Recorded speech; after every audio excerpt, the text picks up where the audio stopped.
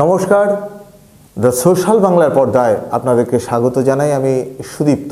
আজকের প্রতিবেদন কংগ্রেস নেতা রাহুল গান্ধীকে নিয়ে।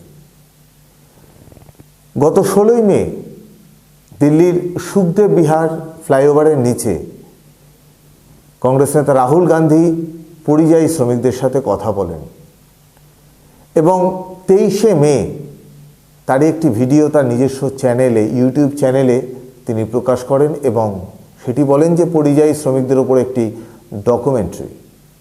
পরিযায়ী শ্রমিকদের সাথে কথা বলা ক্ষেত্রে যে সমস্ত সমস্যাগুলো উঠে আসে, কাউকে কাউকে প্রশ্ন করা হয় যে আপনি কত পথ অতিক্রান্ত করলেন।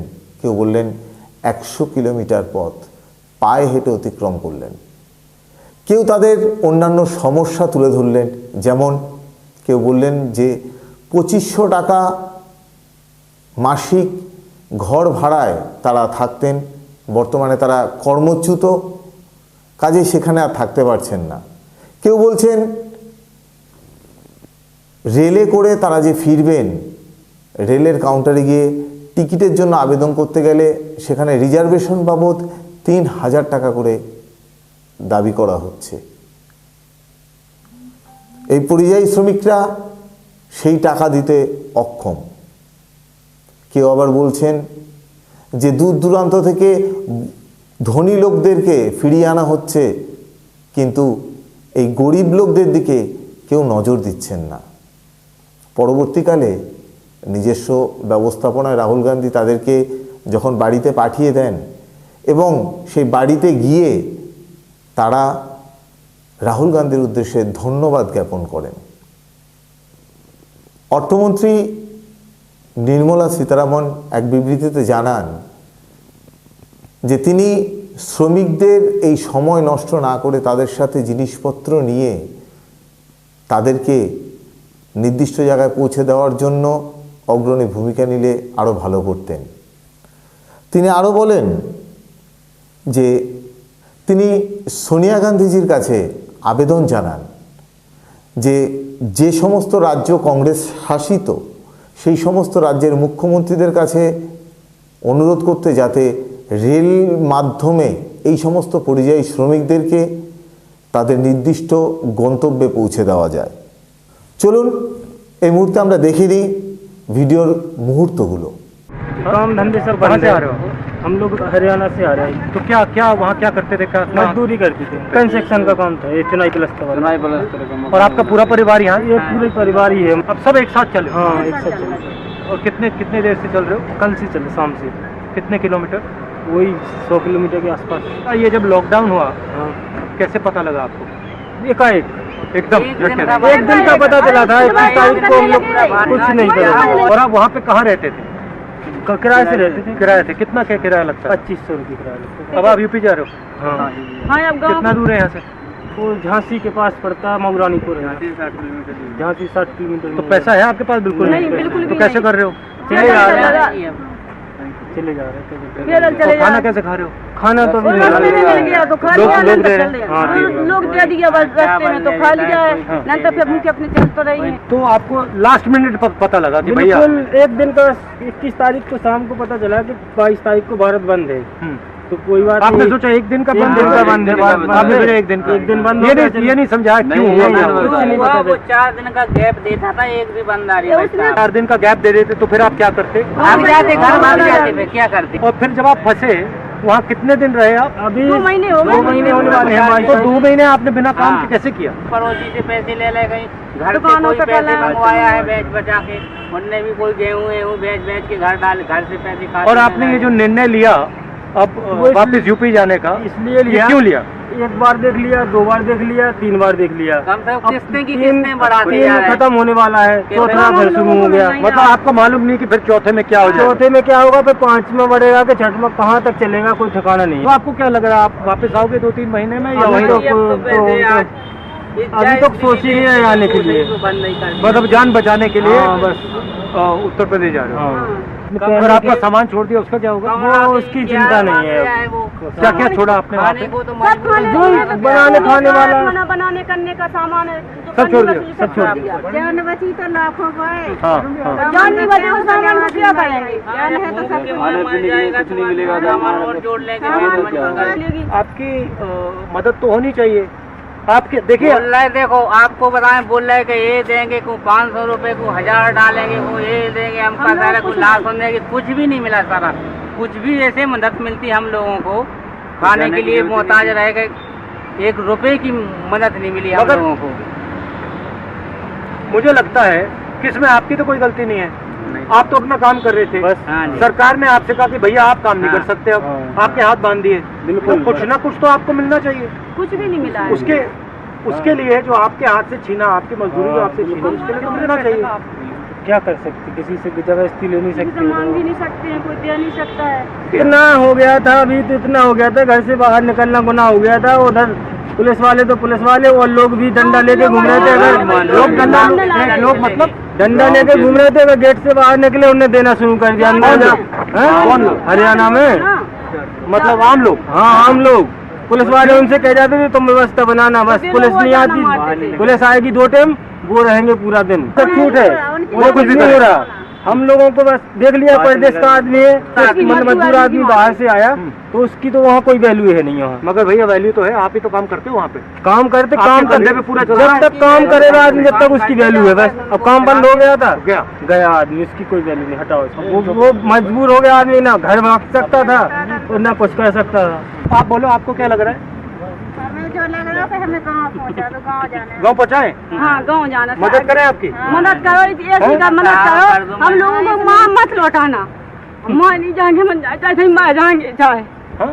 हाँ यहाँ मर जाएगी, वहाँ लौट के नहीं जाएगी। हरियाणा नहीं जाना? हाँ हाँ वो गाँव जाना है। एक बार ये पूरा खत्म हो जाएगा 3-4 महीने में, तो फिर आप शहर वापस आओ। जब तक मोदी की सरकार आएगी तो नहीं आएगी। तो पता ही नहीं चलता है कि वो करता क्या है। रात भर में सोच के रात में ही बोल लेता है 12 बजे सब कुछ बंद, तो सुबह समझो सब कुछ बंद। जैसे नोटबंदी हुई थी, कह दिया वैसा ही सुबह होता है। नोटबंदी हुई एक दिन, वो गरीब आदमी के बारे में सोचता 8 बजे बोल दिया 1500 का बंद, तो बस समझ लो बंद ही हो गया। ऐसे ही इसमें कह दिया 1 दिन के लिए बंद है भारत, और दूसरे दिन फिर बस। कितने पैसे का आपका नुकसान? कम लेकर 5-5 हजार रुपए का सामान पड़ा हम लोगों का। कम लेकर हुआ है, गया नहीं मिलेगा कभी। नहीं मिलेगा।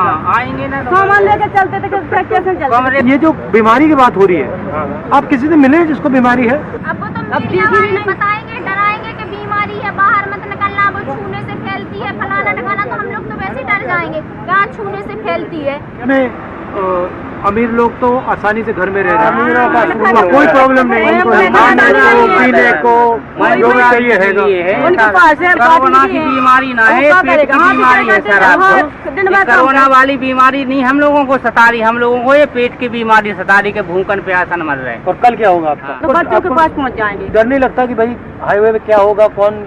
नहीं कुछ नहीं डर लगता। कोई डर नहीं। अपना मन तो गलत हुआ था में निकल जाएगा, जैसे बने निकल जाएंगे, चले जाएंगे। कोई दे देगा मदद तो अच्छी बात है, नहीं देगा तो अच्छी बात है। तो अगर सरकार आपकी मदद कर सके तो किस चीज पे मतलब मदद करनी चाहिए, क्या करना चाहिए आपके लिए अगर करा जा सके? जो कहा जाएगा कि हम लोगों को गाँव का छोड़ दी जाए। ठीक है, गांव पे छोड़ दिया मान, हाँ, मगर और सरकार को क्या करना चाहिए? और के गज जनता को क्या चाहिए, काम चाहिए, सो 2 पैसे खाने को चाहिए। मतलब फिर से रोजगार चालू करें। हाँ फिर से रोजगार चालू होगा। काम मिलेगी तो जनता आएगी, काम नहीं रहेगा तो जनता भूखी तो मरी रही है। वो अपने गाँव में जो बस मिलेगा यहाँ 200 करेगा। रुपये कमाता है, वहाँ 25 रुपये कमाएगा। गांव में तो आदमी पेट तो भरेगा अपना। अगर 3-4 दिन का नोटिस दिया होता तो आप हाँ, गाँव पहुँच जाते, कोई प्रॉब्लम नहीं होती। जैसे मजदूरी से यहाँ कर रहे तो वहाँ भी खेती में अब कोई भी जैसे फसल लगा तो काट लेते, लेते, कुछ खाने के लिए हो जाता। कोई की जबा काटते मत का तो अपने साल 1 महीना के खाने के लिए कर लेते। अब यहाँ एकदम बैठ गए तो खाने को क्या करेंगे? बच्चे मौजाद हुए कि कहाँ से खवाएंगे, क्या खाएंगे? और आप भैया, आपका नाम? आप भी इनके साथ हो? हाँ, सब एक साथ। एक परिवार है। आपको क्या लग रहा है? इधर आ जाओ। हमको ये लग रहा है कि गांव पहुंच थोड़ा बताओ। जाए। ये सोचा कि ये खाली 1 दिन के लिए लग रहा है। हमने 1 दिन लगा, 1 दिन बाद इसके बाद तो खुलेगा। फिर सोचा कि 14 तक लगेगा, कई 14 के बाद तो खुलना है ही, फिर ये बढ़ता ही जा रहा है। कोई भरोसा नहीं है मोदी को। सरकार का कोई भरोसा ही नहीं है। जैसे एक दिन की बताई थी, एक दिन के बाद फिर 21 दिन की बताई, अब ऐसे ऐसे बढ़ता जा रहा है ना, तो मजदूर क्या करेगी। तो आपको लगता था कि अगर 30 दिन का होता है तो पहले ही 30 दिन बोल देना था, अगर 40 दिन का होता है पहले बोल देना था कि भैया मैं एक बार कर रहा हूँ, 40 दिन का कर रहा हूँ, चाहे वो 5 साल का लगता है एक दफे बोलता। मगर अभी तो कह रहे हैं कि थोड़ा थोड़ा खोलेंगे। कुछ नहीं खोला, तो बाहर निकलना मुश्किल है। आप बोल रहे काम की बात, वहाँ किसी की इज्जत नहीं है, न महिला की न जेंट्स की, किसकी नहीं है। वहाँ मजदूर की इज्जत है ही नहीं, इज्जत है नहीं है, कि मजदूर है, कि गरीब है, कि कैसे है, कोई इज्जत नहीं है वहाँ मजदूर देते हैं। अगर अपन लोग हम लोग किराया देंगे ना तो इज्जत है, और अगर किराया नहीं देंगे तो कोई इज्जत नहीं है। हाँ। जब काम नहीं करेंगे तो पैसे कहाँ से आएगा। तो हरियाणा कैसे जाने को हुआ? कुछ लोग पहले आप किसी को जानते थे वहाँ पे? हाँ जानते थे, जो हरियाणा में थे। हाँ, ठेकेदार था जान पहचान का। तो अब आप जाओगे यहाँ से, हाँ जी। आपको लग रहा है कि आप आसानी से पहुँच जाओगे? जो कमरे में वहाँ डंडा मार मार के सह रहे थे, तो रास्ते में जो होगा तो देखा जाएगा। और जो बेटा है आपका कहाँ है? ये भी पूरा चल रहा है? हाँ, हाँ, साथ ही में चल रहा है, बैठ बैठ के आते हैं, जो थक जाते तो सब लोग 2-3 किलोमीटर चल लेते फिर बैठ जाते, 2-3 किलोमीटर चल चल के बैठ जाते हैं। अब बच्चे की वजह से कम चल पाए। कुछ भी होता है सब जनता ही को भोगना पड़ता, बड़े आदमी को किसी को कोई फर्क नहीं पड़ता। कुछ भी होगा हर चीज में जनता ही को फर्क पड़ता है। गरीब आदमी की वैल्यू नहीं है, उन्हीं की मट्टी पलीत है। आपको लगता है कि लॉकडाउन हम लोगों को कोई बीमारी को हरा दिया? बीमारी को कोई नहीं हराया, लगाना था लॉकडाउन, कुछ भी जो भी करना था, कम से कम जो बाहरी आदमी थे उनको तो घर भेज देते, फिर जो तुम्हें करना था कर सकते थे। पहले तो बता सकते थे, 8-10 दिन पहले बता देते कि आदमी अपने घर चले जाए, इतने दिन के लिए काम बंद होगा। हरियाणा से ट्रेन नहीं चली? नहीं। वहाँ कुछ भी आपने कोशिश किया ट्रेन में जाने की? चली तो बोल रहे थे 3000 का रिजर्वेशन बनेगा, हमारे पास तो नहीं है 3 रुपए, हम 3000 का रिजर्वेशन कहाँ से बनवाएंगे। वो तो कह रहे हैं कि बैंक अकाउंट में पैसा डाला? नहीं, हमारे अकाउंट में 1 रुपये भी नहीं आया, 1 रुपये भी नहीं आया। 2-4 हजार डले होंगे पहले। बोल दिया सबको डाल दिया, 2-4 आदमी के खाते में डाल लेते, बोले पूरी जनता को डाल दिया। पूरी जनता को डालेंगे तो आएंगे तो बताएगी नहीं जनता, तो इतनी दुखी ही क्यों होगी। पहली बात का होता 500 रुपए में एक दिन की सब्जी नहीं आती, राशन पानी सब खरीदन जा, 500 रुपए में क्या होता है? आपका महीने का खर्चा कितना होता है? महीने का खर्चा होगा वो 8-10 हजार रुपया। 8-10 हजार। हाँ, अब 2 बच्चे हैं, 2 ही आदमी हम हैं, तो कितना 8-9 हजार रुपया तो हो जाता है हाल में। 3000 रुपये कमरे में लग जाते। हाँ, कमरे में लग जाते, किराया कमाया नहीं है पैसा। तो किराया माफ करा देंगे, जो करा देंगे, तुमको कोई परेशान नहीं करेगा। क्यों कच्चू नहीं हुआ, कोई मदद नहीं मिली, कमरा किराया माफ किराया माफ नहीं हुआ, ना कोई बिजली का बिल माफ हुआ, ना कोई पानी का। सब लेते हैं कमरे वाले, ना पानी का माफ करते, ना बिजली का, ना किराया। कहाँ तक आपको जाना है? झांसी? ठीक है, कोशिश करते हैं। हाँ, झांसी पहुँचा दो तो बड़ी मेहरबानी होगी आपकी। ठीक है, ट्राई करते हैं, कोई ना कोई तरीका निकालते हैं आपको झांसी पहुँचाने का। ठीक है, अच्छी बात है, ये तो इतनी मदद दे दो बहुत है, यही मेहरबानी बहुत है हमें। चलो ऐसे में मैं आपकी मदद करता हूँ। अच्छी बात है। नमस्कार। नमस्कार। नमस्कार। এতক্ষণ দেখলেন আপনারা সেই ভিডিও। রাহুল গান্ধী আজ আরও একটি ভিডিও প্রকাশ করেন এবং তাতে তিনি কেন্দ্রীয় সরকারের কাছে কতগুলি প্রস্তাব রাখেন। প্রত্যেকটি গরিব অংশের ভারতীয়কে 7,500 টাকা করে দেওয়ার জন্য তিনি আবেদন করেন এবং প্রত্যেকটি ভারতীয়কে বিনামূল্যে খাদ্য সরবরাহ করার জন্য আবেদন করেন। লঘু উদ্যোগ অর্থাৎ এমএসএমই সেক্টরে যে ক্ষেত্রে সরকার ঋণ দেওয়ার জন্য আর্জি জানিয়েছেন, সেক্ষেত্রে তিনি বলছেন যে ঋণ নয়, সরাসরি সে সমস্ত লঘু উদ্যোগ ক্ষেত্রে বিনিয়োগ করার জন্য তিনি আবেদন করেন। তিনি আরও আবেদন করেন কেন্দ্র এবং রাজ্য সরকারের মধ্যে এক সামঞ্জস্যতা রেখে বর্তমান পরিস্থিতির মোকাবেলা করার। তিনি আরও বলেন যে এই লকডাউন সিস্টেম সম্পূর্ণরূপে ব্যর্থ।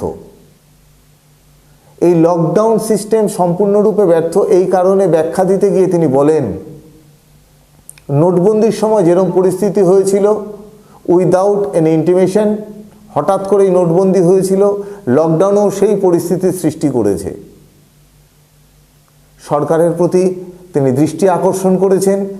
তিনি আরও আবেদন রেখেছেন রাজ্য এবং কেন্দ্রের মধ্যে যথাযথ সামঞ্জস্যতা রেখে দেশের অর্থনৈতিক পরিস্থিতিকে আরও মজবুত করতে হবে। দেখে নিন রাহুল গান্ধী আজ কি বক্তব্য রেখেছেন, তার ভিডিও ফুটেজগুলো আমরা আপনাদের সামনে তুলে ধরছি। बहुत लोगों को, बहुत सारे करोड़ों लोगों को इस लॉकडाउन ने जबरदस्त नुकसान पहुंचाया है। और अगर हमने उन लोगों की मदद नहीं की, आज नहीं की, उनके बैंक अकाउंट में पैसा नहीं डाला,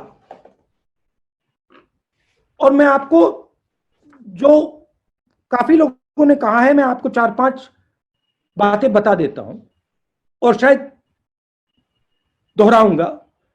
अगर हमने डायरेक्ट पैसा ट्रांसफर नहीं किया, और हम सबका प्रपोजल है 7,500 रुपए सबसे गरीब लोगों के लिए, अगर हमने भोजन का सपोर्ट नहीं दिया, अगर हमने स्मॉल एंड मीडियम बिजनेसेस को सपोर्ट नहीं किया, उनको प्रोटेक्ट नहीं किया, उनकी रक्षा नहीं की, अगर हमने माइग्रेंट वर्कर्स की मदद नहीं की, और अगर हमने प्रोक्योरमेंट, फार्मर्स का प्रोक्योरमेंट नहीं किया, तो इकोनॉमिक कैटास्ट्रोफी आने जा रही है। ये जो लड़ाई है, ये स्टेट लेवल पे लड़ी जा रही है, ये डिस्ट्रिक्ट लेवल पे लड़ी जा रही है। नेशनल लेवल पे मदद की जा सकती है, सपोर्ट दिया जा सकता है, मगर लड़ाई स्टेट्स लड़ रहे हैं। महाराष्ट्र के चीफ मिनिस्टर लड़ रहे हैं, राजस्थान के चीफ मिनिस्टर लड़ रहे हैं, झारखंड के चीफ मिनिस्टर लड़ रहे हैं। और जिस प्रकार से उनको सपोर्ट मिलना चाहिए था, जिस प्रकार से उनके साथ डायलॉग होना चाहिए था, वो नहीं हुआ। और वो भी एक बहुत बड़ा कारण है कि आज हम इस स्थिति में फंसे हुए हैं। मैं क्लियरली कहना चाहता हूं कि ये जो सब इन्होंने हजारों करोड़ों लाखों करोड़ों की बात की है, इसमें से ज्यादा इन्होंने कर्ज देने की बात की है। आज हिंदुस्तान के गरीब लोगों को कर्ज की जरूरत नहीं है। आज हिंदुस्तान के लोगों को, गरीब लोगों को, छोटे बिजनेस वालों को पैसे की जरूरत है। जैसे इंजन को स्टार्ट करने के लिए आपको प्राइम करना पड़ता है, आपको कार्बोरेटर में डायरेक्टली फ्यूल डालना पड़ता है। अगर हमने ये काम नहीं किया, ये इंजन चालू नहीं होगा। स्ट्रेट फॉरवर्ड बात है। और हमें बहुत क्लियरली, कैटेगोरिकली ये बोलना चाहिए कि ये अब जरूर गरीब लोगों की मदद करनी है, मगर अब ये रास्ता, अब ये वहां बात नहीं रुकी है, अब ये बात उससे बहुत आगे चली गई है। अगर हमने ये नहीं किया, और ये ऑपोजिशन की जिम्मेदारी है, अगर हमने ये बात इनको फोर्स करके नहीं करवाई, तो जो आर्थिक नुकसान होने वाला है वो शायद हिंदुस्तान की आजादी के बाद हिस्ट्री में हमने कभी देखा नहीं है। And the reason the lockdown has not done its job is because the lockdown was not carried out scientifically. It was carried out arbitrarily. It was not done asking the stakeholders. It was done suddenly without any warning. No state government was asked. No businesses were asked. No migrants were told. It was done in the form of a demonetization. One man decided we are now locking down. The result is, and I say this with a level of confidence, the result is that the lockdown in India is not going to do the job that it was supposed to do. And I am confident that you will now see an increase in the disease profile. Instead of seeing a collapse of the disease, you will now begin to see, as the lockdown opens, an increase in the disease profile. And I'm speaking to people in hospitals in Delhi, doctors in hospitals in Delhi, and they are confirming this to me. That actually, since the lockdown has been opened, we are seeing an increase in the disease profile. So the first thing to say and to understand is that India's complete and absolute lockdown has actually failed. And we might not like this, we might not accept this, but this is the fact. এই ছিল আজকে রাহুল গান্ধীর প্রকাশিত YouTube চ্যানেলে video. বাকিটা বিচার্য কেন্দ্রীয় সরকারের, বাকিটা বিচার্য বিভিন্ন রাজ্য সরকারের। সকলেই সমানভাবে এই করোনার বিরুদ্ধে লড়াই করার অঙ্গীকারবদ্ধ। বাকিটা আমরা আগামীর দিকে চেয়ে রইলাম। আজকের প্রতিবেদন আমরা এখানেই শেষ করছি। নমস্কার।